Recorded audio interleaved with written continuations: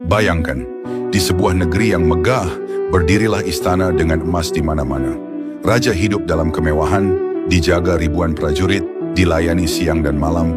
Namun di sudut kota yang nyaris tak terlihat, hiduplah seorang lelaki sederhana, seorang tukang air. Setiap hari ia memanggul 2 gentong berat di pundaknya.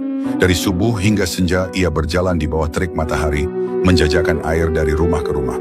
Bajunya penuh debu, telapak kakinya pecah-pecah, dan hasil kerjanya hanya cukup untuk makan hari itu saja. Tak ada yang mengenalnya, tak ada yang memujinya. Ia hanya seorang tukang air. Namun lelaki ini punya satu kebiasaan yang tak pernah ia tinggalkan.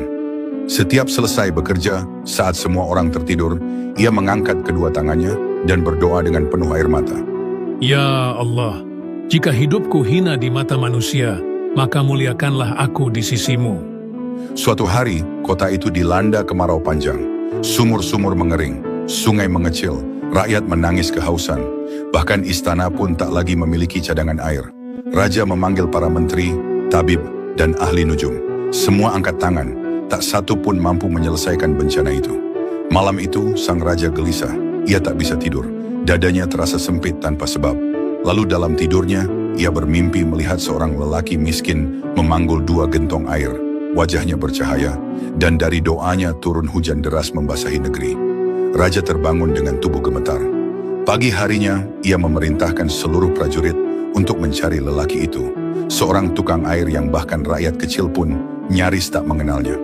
Setelah berjam-jam pencarian, mereka menemukannya sedang berjalan tertatih di gang sempit, memikul air seperti biasa.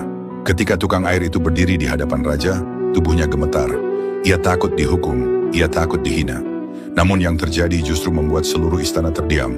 Raja turun dari singgasananya. Ia memegang tangan kasar tukang air itu dan berkata dengan suara bergetar, "Wahai lelaki miskin, berdoalah untuk negeriku." Air mata tukang air itu langsung jatuh. Ia mengangkat kedua tangannya, lalu berdoa dengan hati yang hancur. Ya Allah, jika Engkau murka pada kami karena dosa-dosa kami, maka ampunilah kami. Jika Engkau menahan rahmat-Mu karena kehinaan kami, maka turunkanlah rahmat-Mu karena kebesaran-Mu. Dan saat itu juga, langit yang retak oleh kemarau tiba-tiba menggelap. Angin bertiup kencang, petir menyambar, hujan pun turun dengan deras, membasahi istana, kota, dan seluruh negeri. Raja menangis, rakyat bersujud, dan saat itulah semua orang tahu, yang mengguncang istana bukan kekuasaan, bukan emas, bukan singgasana, melainkan doa seorang hamba yang ikhlas. Jika kisah ini menyentuh hatimu, tuliskan Allahu Akbar di komentar dan bagikan agar semakin banyak jiwa kembali tersadar.